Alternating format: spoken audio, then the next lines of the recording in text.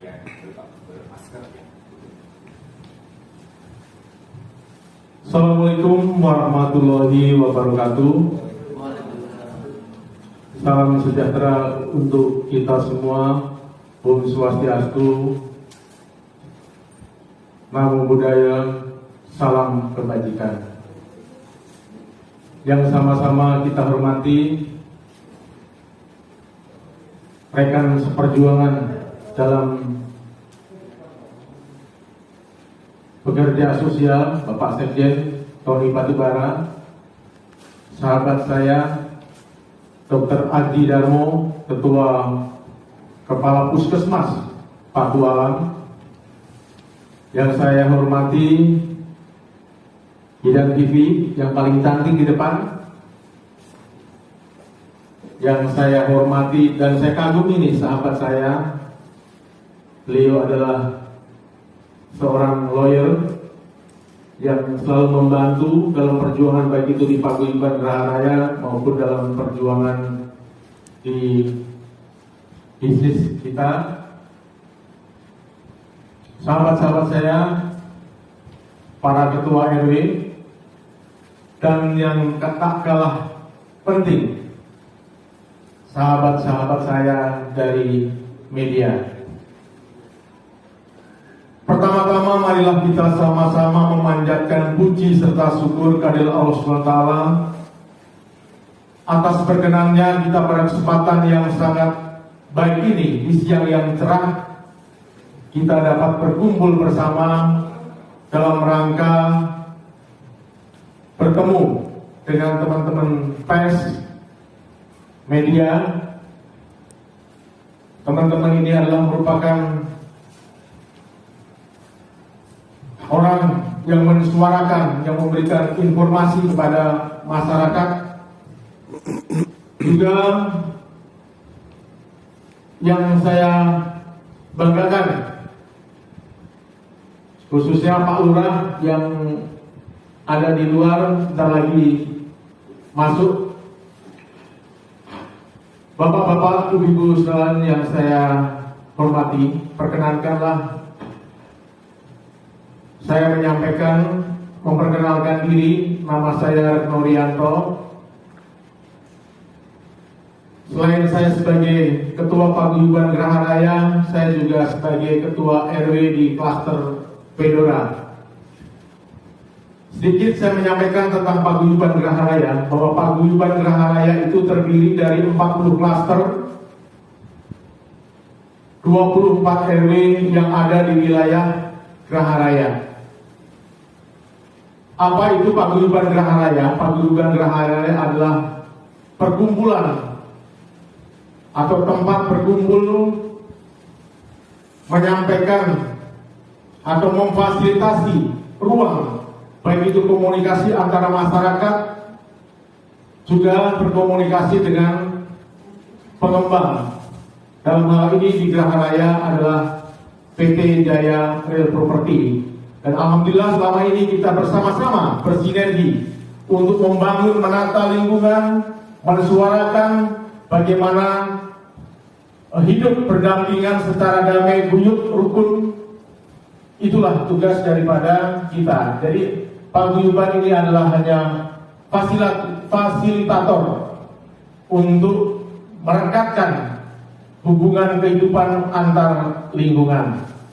Bapak-bapak, ibu-ibu, supaya di masyarakat di Geraha Raya, Paku Jaya khususnya,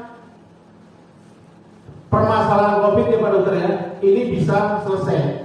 Makanya kita akan lakukan vaksin dalam 2 tahap 2 hari di Transmart, yaitu tanggal 15 hari Kamis dan juga tanggal 19 hari Senin.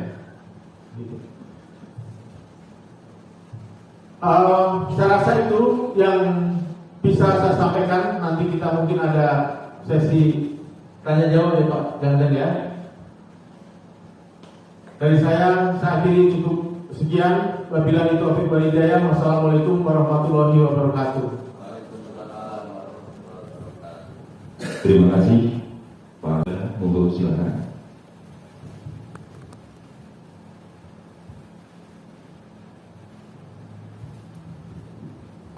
Assalamualaikum warahmatullahi wabarakatuh.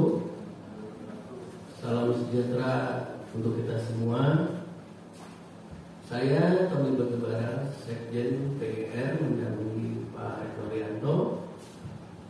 Saya juga Ketua RW di Eldora, RW 14. Saya seperti tidak berkata banyak lagi, sudah sebagian besar disampaikan oleh Ketua PGR Pak Rianto. Saya hanya sedikit menambahkan begini. Setiap manusia pasti punya cobaan. Nah, saat ini kita sedang dicoba dengan wabah yang masalahnya sekarang massal di seluruh dunia. Permasalahannya bagaimana cara kita meminimalkan resiko untuk tidak terpapar virus COVID-19. Salah satunya ikhtiar kita adalah dengan vaksin. Minimal setiap manusia yang sudah divaksin atau orang yang sudah divaksin itu tingkat imunitasnya bisa lebih bagus daripada yang belum divaksin. Itu adalah harapan kita. Nah, itu di lain sisi saya selaku Sekjen PGR dan Ketua PGR hanyalah bagian kecil dari organisasi masyarakat yang ada di Paguyuban Gerah Raya ini untuk bisa menyumbangkan pikiran, tenaga, dan sebagian dana kepada masyarakat yang ada di Gerah Raya dan sekitarnya. Sisanya kita tidak bisa bekerja tanpa bantuan dari seluruh masyarakat yang ada di Gerah Raya, kelurahan, dinas kesehatan, provinsi, bahkan tingkat gubernur. Nah, saya berterima kasih banyak selaku Sekjen kepada semua pihak yang membantu kita sampai akhirnya tanggal 15 dan 19 ini kita bisa melaksanakan vaksin massal secara gratis untuk masyarakat dan warga Gerah Raya dan sekitarnya. Perlu digarisbawahi, ini bukan hanya untuk warga Gerah Raya, tetapi juga masyarakat umum di sekitar kita yang porsinya hampir kita bilang sama, tidak membedakan mana Gerah Raya dan mana warga sekitar. Di lain sisi saya minta beribu-ribu terima kasih kepada pihak media yang sudah bisa hadir, dan saya berharap ini bisa disuarakan sehingga banyak organisasi masyarakat yang ikut seperti kita membantu untuk mensukseskan vaksin gratis. Karena mungkin kapasitas pemerintah saat ini terbatas dan tenaganya terpecah-pecah karena banyak yang harus dipikirkan.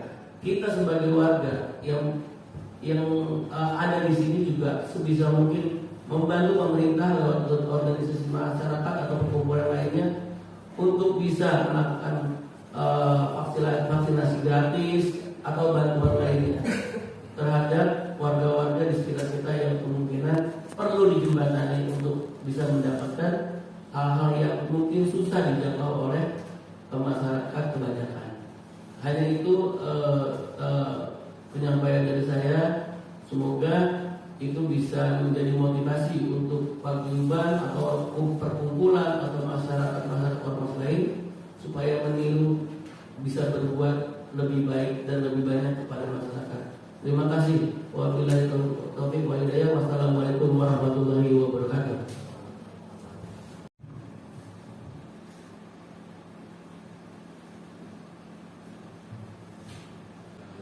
Nah, kita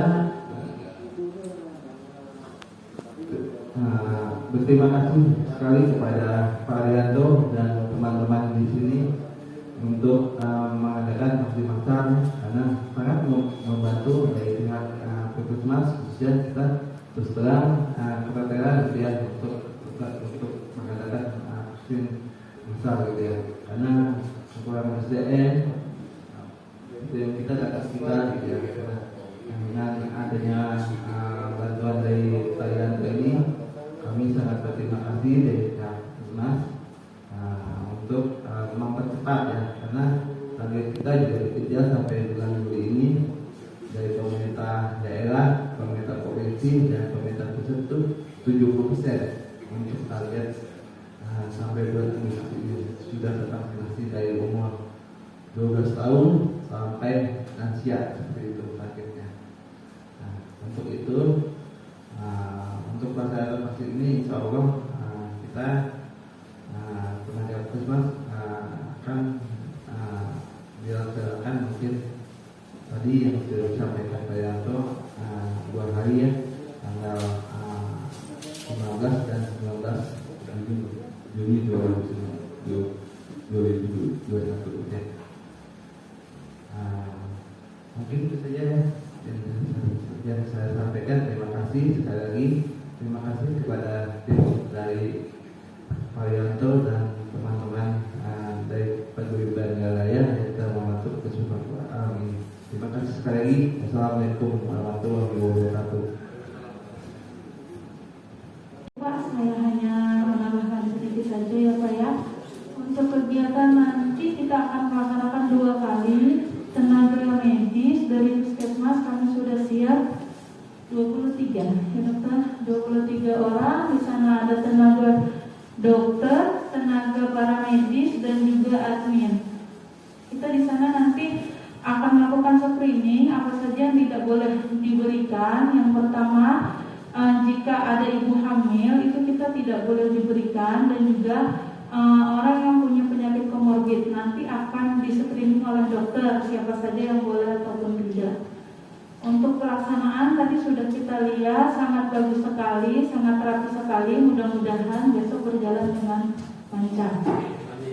Ya, demikian saja dari saya. Seperti itu Bapak, punten semuanya. Assalamualaikum warahmatullahi wabarakatuh. Baik, terima kasih Bu Bibi. Untuk selanjutnya kami persilakan di sesi tanya jawab ke rekan-rekan wartawan untuk melontarkan beberapa pertanyaan. Kerumunan massa, mungkin ada solusi Pak agar tidak terjadi lagi kerumunan massa Pak. Sebab kalau kerumunan massa itu kan sama saja virus-virus akan menular sangat cepat ya Pak. Ini ada solusi untuk untuk pelaksanaannya besok Pak, bisa dijelaskan. Terima kasih Bapak. Assalamualaikum. Kerjasama PGR dengan Dinas Kesehatan Tangerang Selatan dan Provinsi bentuknya seperti apa Pak? Apakah vaksinnya ini pihak PGR yang membeli atau bagaimana bentuk kerjasamanya? Kemudian apa latar belakang PGR membuat kegiatan yang baik ini untuk masyarakat? Itu pertanyaan buat PGR. Untuk Pak Dokter mohon izin, saya mungkin mewakili semua masyarakat yang masih ragu tentang vaksinasi ini. Kan tadi Pak Dokter sudah mengatakan bahwa salah satu fungsi vaksinasi adalah untuk memperkuat imunisasi masyarakat agar tidak terserang COVID. Yang jadi pertanyaan adalah sudah banyak kejadian beberapa warga masyarakat termasuk tokoh-tokoh yang sudah divaksinasi sampai 2 kali tapi tetap kena. Ya sekarang terakhir Gubernur Banten pun kena kalau sudah divaksin. Kalau seperti itu kan jadi dulu pertanyaan dari masyarakat, sebenarnya efektivitas dari vaksin ini benar atau enggak? Itu pertanyaan besar yang masyarakat ragu-ragu untuk divaksin. Kebetulan saya kan tinggal di kampung Pak. Itu pun ketika ada undangan buat vaksin mereka tuh nggak mau. Pertama rasanya fungsinya belum kelihatan karena udah ada beberapa orang yang divaksin, katanya masih kena juga. Kedua, ya efeknya setelah divaksin juga ya kita nggak tahu banyak kita yang hoax atau enggak. Tapi faktanya memang ada juga warga yang divaksin, tapi setelah itu ada masalah. Mohon penjelasan dari dokter. Terima kasih. Assalamualaikum warahmatullahi wabarakatuh. Jadi terkait masalah menghindari kerumunan massa, jadi dalam prakteknya, dalam pelaksanaannya, kita membuat undangan. Ya. Sebelumnya kita sudah minta data, baik itu dari RT, kemudian dikumpulkan di masing-masing ketua RW. Jadi data itulah sebagai data di mana siapa saja, berapa jumlah tiap klaster yang ingin divaksin. Kita buatkan kupon undangan. Jadi sebelumnya sudah masuk database ya, database kita misalnya klaster A, jumlah yang ingin divaksin adalah 100, maka kita berkomitmen kepada para ketua RW bahwa undangan itu kita serahkan kepada ketua RW, mereka yang akan membagikan kepada warganya. Di dalam undangan itu kita punya kupon undangan. Jadi untuk putih itu di hari Kamis tanggal 15, sedangkan untuk kupon kuning, undangan kuning itu di tanggal 19. Kemudian di dalam undangan itu juga tertera jam. Jadi kita sudah atur, misal kita mulai ya dok ya, jam 7:30 itu sudah siap eksekusi, sampai jam 1 atau jam 2 kita lihat nanti perkembangan di lapangan. Jadi setiap jamnya itu ada nomor urut, nomor kupon dan jam. Jadi misalnya nanti yang hadir dapat kupon jam 7:30, kemudian dia datang jam 1 misalnya Pak Sekjen ya, maka nanti akan diberikan untuk menunggu. Jadi yang diutamakan adalah yang sudah mendapatkan undangan sesuai jam. Nah nanti di lapangan ketika yang saya sampaikan tadi, kemudian jam 7:30 undangan, kemudian datang jam 1 karena alasan tertentu. Biasanya mak-mak ya, power mak-mak ini yang masak, yang mandi anak dan sebagainya, nanti panitia juga sudah mengatur, kita selipkan di berikutnya. Yang utamakan adalah yang sudah mendapatkan kupon sesuai jam. Dan kita memberikan informasi juga kepada ketua RW bahwa yang dapat undangan itu adalah yang harus memang betul-betul hadir. Jangan sampai sudah dapat undangan tidak hadir, dan kita memang menyebar undangan Pak Dokter itu 1.200 per hari. Kenapa? Asumsi kita mungkin ada yang tidak datang atau mungkin nanti dalam proses screening tidak lolos. Jadi target kita memang 1.000 ya dok ya. Saya minta nanti dokter bahwa vaksinnya jangan 1.000, dilebihin ya, dilebihin.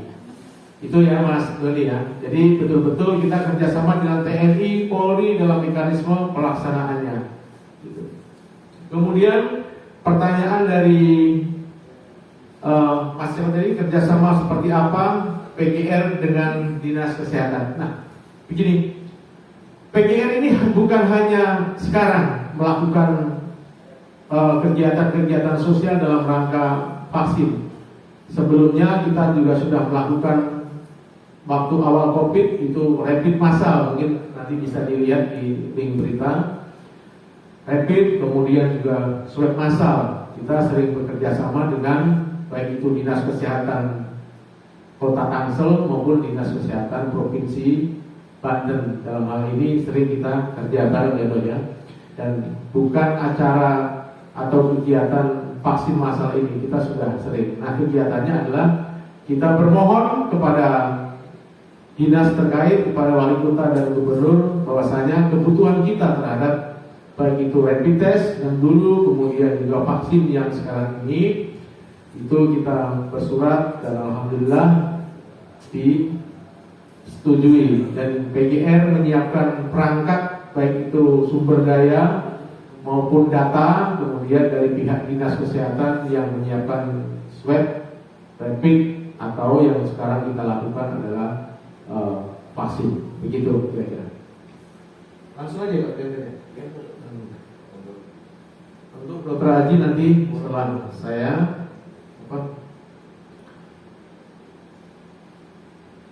Kemudian pertanyaan yang ketiga tadi untuk Dr. Haji nanti, kemudian dari Banten News ya, vaksin untuk Geraha Raya atau boleh dari mana saja? Begini, jadi vaksin itu seperti yang saya sampaikan di awal memang sudah ada data.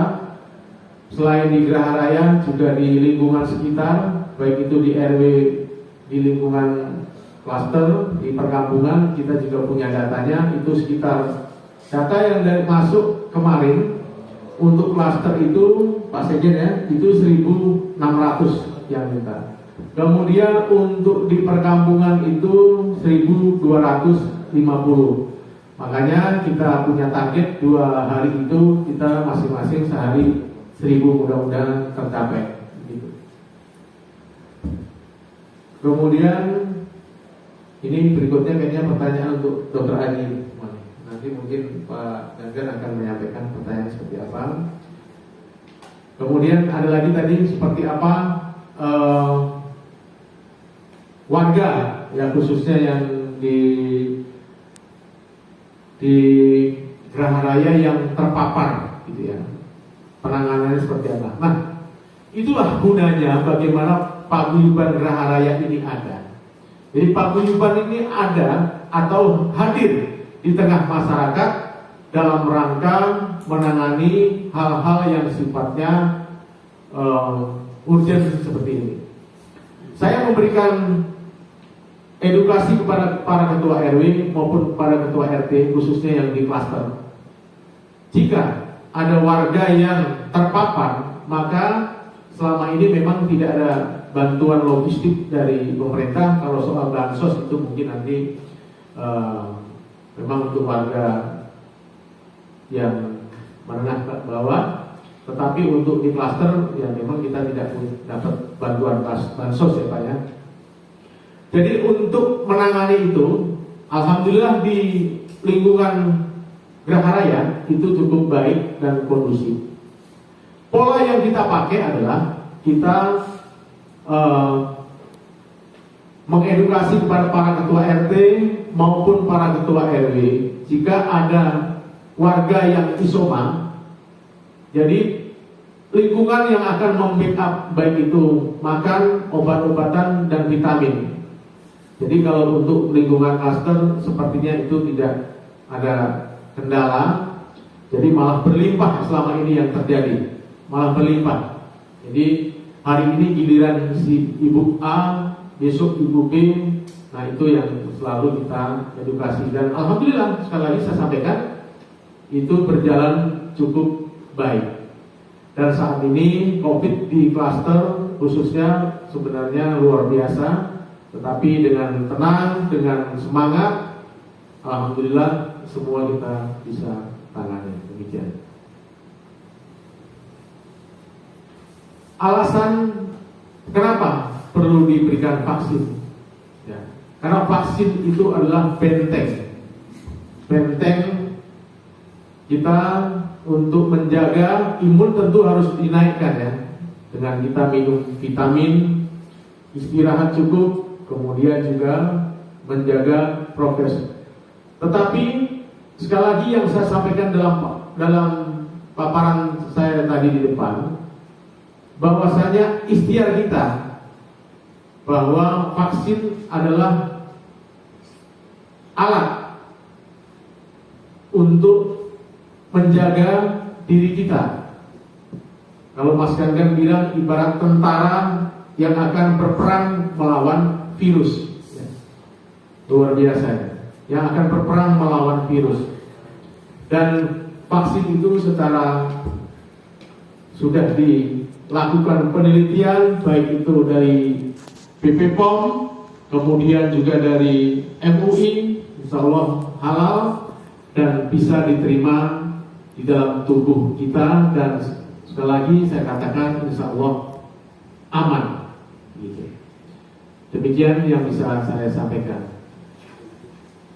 Ini Pak Sekjen akan menambahkan.